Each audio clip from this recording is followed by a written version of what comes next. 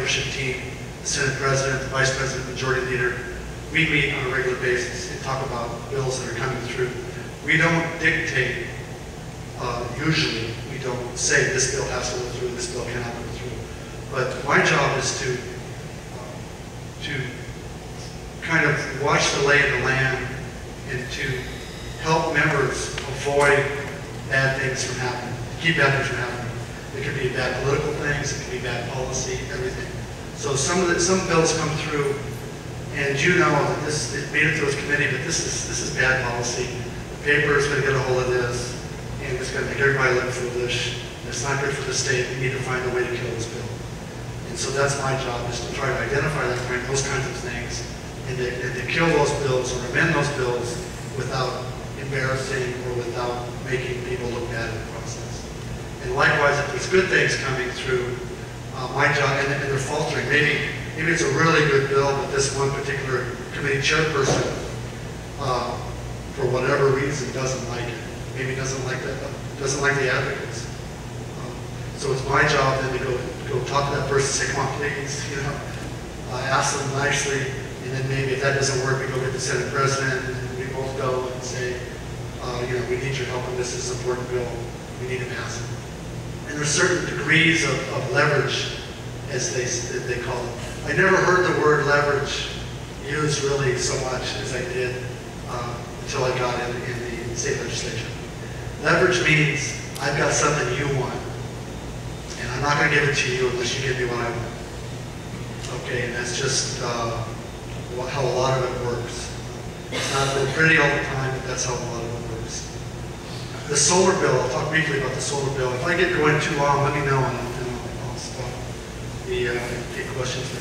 The solar hot water mandate that we passed in 2008. Okay, I was the author of that bill. I'm very proud of that bill. The public benefits are massive. This bill says that it's law now, starting in January, every new home built in the state of Hawaii will have to have a solar hot water heater or another energy efficient water heater. Okay, they think the benefits are just huge. If you measure the most efficient, and I'm biased, of course, okay, but it's law. The most inexpensive and the most efficient time to install anything in a new home is when the home's being built and designed, number one. So you're getting the most efficient, most cost-effective installation. Okay. You're getting it put into a 30-year mortgage, just like the doors and windows in the house. So that off the top, when you first move into that house, the homeowner nets a savings. When you figure the electric bill and the mortgage of, depending on the size of the home, anywhere from $30 to $60 a month, depending on where you live, depending on the size of the home. Okay, $30 to $60 a month. Okay, that's a dinner, a movie, or something every single month. Times 12, that's $300 to $600 a month. Okay, for one house. The state of Hawaii builds about 5,000 new homes a year. So 5,000 times 600, you multiply it up. That money that stays here in our economy and gets, so the economic development impact of that, not to mention the jobs that go in that put all those solar systems in.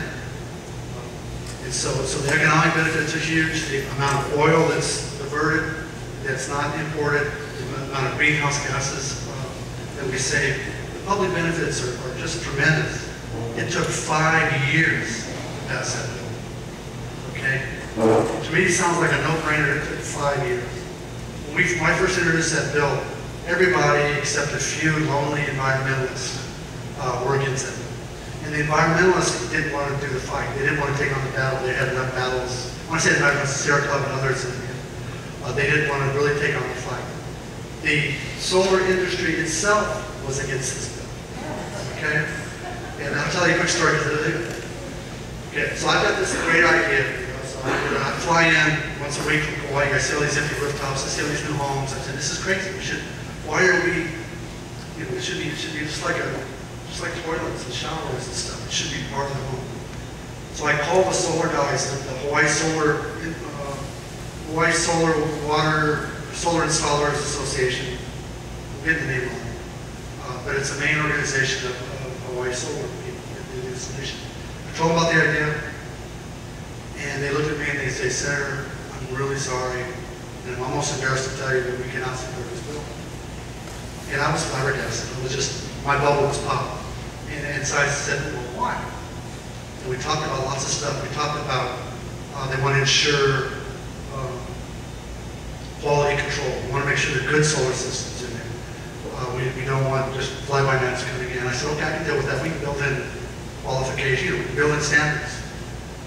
They had all these reasons, and then it came down to it. One fellow was honest with me in the end.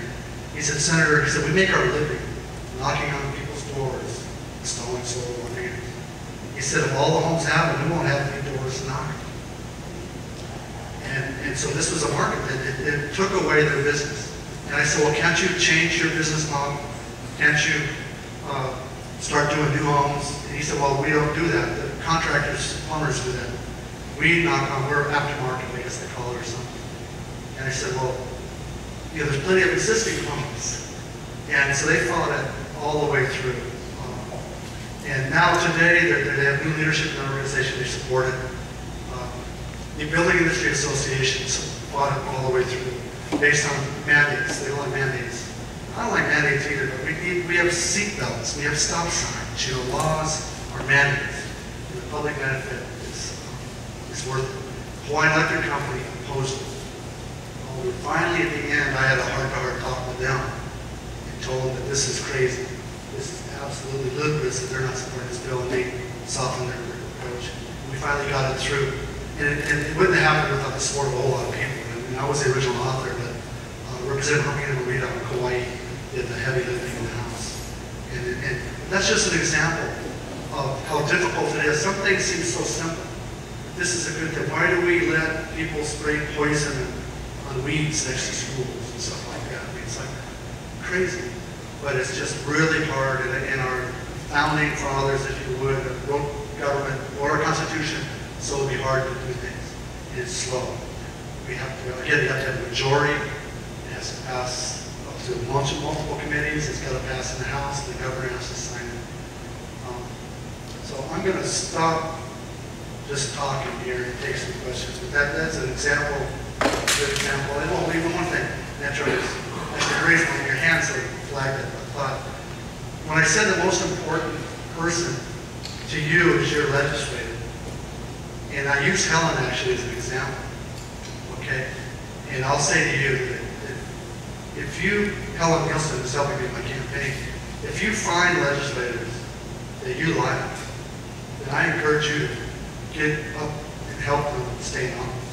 The stronger they are, the more they can be out front.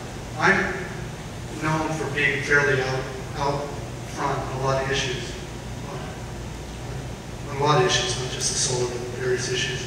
And I can only do that because I'm strong politically in the district. People elect me, so I don't have to, you always worry about it, but I don't have to worry as much as someone who wins by just a few votes.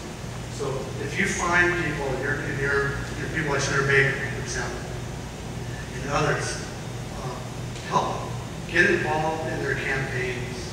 Help them get elected, help them stay elected. It keeps good people there, and it gives you more influence. So it's self-serving in a way. You know, if you find someone who's good and is running for office, you know, support them. I know Ellie's running for county council, and I think she shares our